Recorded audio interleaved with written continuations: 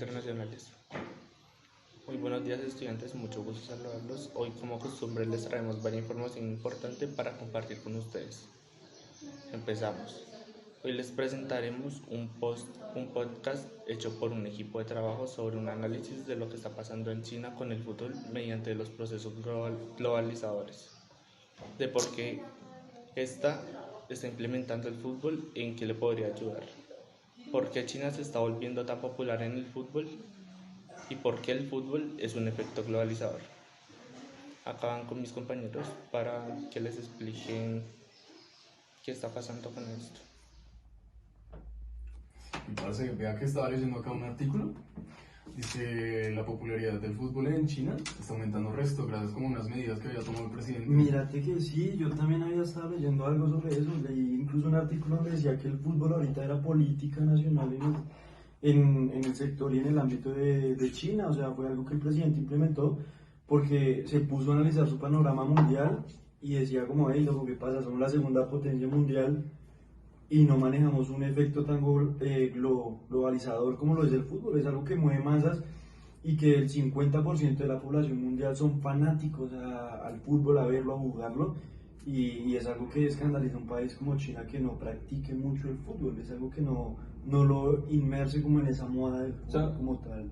Pues sí, o sea, usted mismo lo dice, el fútbol es un deporte el más grande del mundo. Claro, es algo que mueve. Y, o sea, últimamente se ha estado más de moda, o sea, en estos últimos años, porque, digamos, China no es que estaba muy presente en fútbol, más que todo eran deportes así como, no sé, como gimnasia, como badminton, incluso el baloncesto. Sí, es como deportes individuales, pero... Sí, el golf también. Es poco inusual en tiempos anteriores ver canchas de fútbol en China.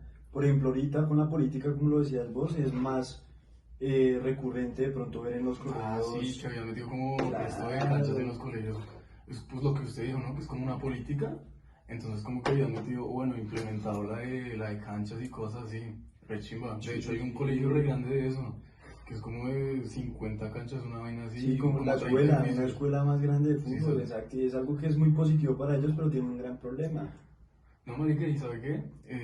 Re bien ahí por el presidente porque se dio cuenta que podía sumar la economía con eso. No, o sea, digamos, hablando de la cultura, es que China como culturalmente no está como tan ligado al fútbol.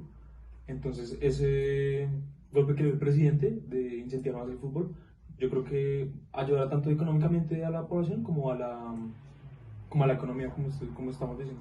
¿Y sabe qué? Yo también leí un poquito de eso.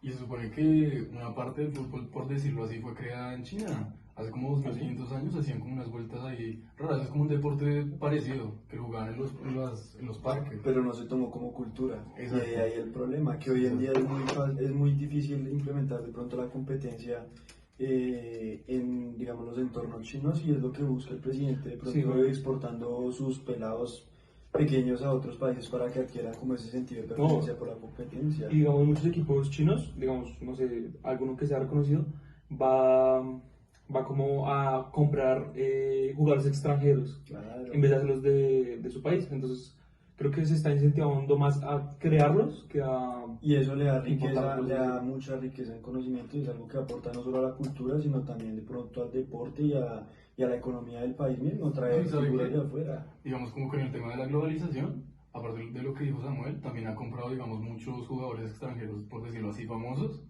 para que enseñen de cierta manera como qué es el fútbol afuera de China, porque como no estaba tan conocido, realmente afuera es muy famoso. Exacto, y es que nosotros no somos jugadores, también traen entrenadores, sobre todo españoles, traen personas que vengan y entrenan a los de Latinoamérica también. Claro, sí, ¿no? Traen para que los entrenen y les inculquen como esa cultura del deporte del fútbol como tal. No, y que también estaba viendo, y los pelados así que son re tesos en eso, haga cuenta como que los llevan a España A jugar y a conocer otras culturas. Que sí, de eso se trata el deporte, que sea un fenómeno globalizador y que de alguna manera reactive y movilice la economía, y de alguna manera también simplemente en políticas. Que acaban de escuchar, China ha estado trabajando en una estrategia económica llamada doble circulación, que fue propuesta por el presidente de China en mayo de 2020.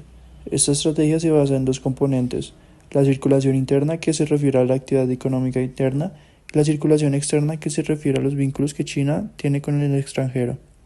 El objetivo del país es convertirse en una superpotencia mundial de fútbol en el año 2050 y para ello quiere que 50 millones de niños y adultos estén practicando el deporte en 2020.